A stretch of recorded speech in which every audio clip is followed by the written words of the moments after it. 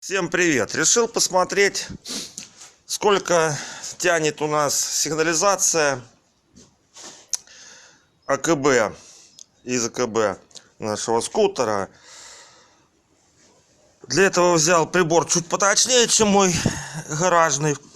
Прибор включил в режим амперметра на миллиамперах.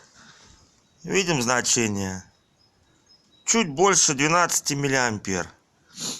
Я считаю, это абсолютно немного, допустимо. Так, для примера, светодиод обычный, индикаторный, у нас ток берет до 20 миллиампер.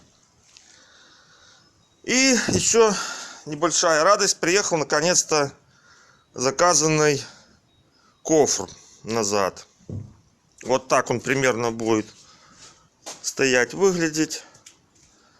Еще не крепил, просто наживил посмотреть.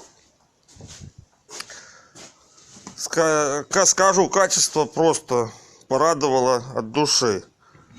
За эти деньги, недостаточно, не совсем, конечно, дешево, но тем не менее.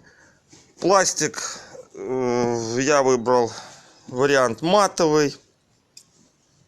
Качество у него приблизительно как вот на самом скутере вот этого черного пластика. Вот он, не знаю, не специалист, он напоминает чем-то вот девяточный бампер обычный вазовский. Объем 31 или 32, что указывает литра. Мой шлем туда влезает спокойно. Да, кстати, еще насчет пластика. По сравнению вот с этим, вот этот хрупкий, это фигня. Этот ломается. Тот пластик мне нравится гораздо больше. Так, кстати, приехал он по комплектации вот с таким набором. То есть у нас установочная площадка. Вот эта штука еще, не знаю для чего, это, наверное, снизу можно крепить. Дальше небольшая инструкция китайская по установке.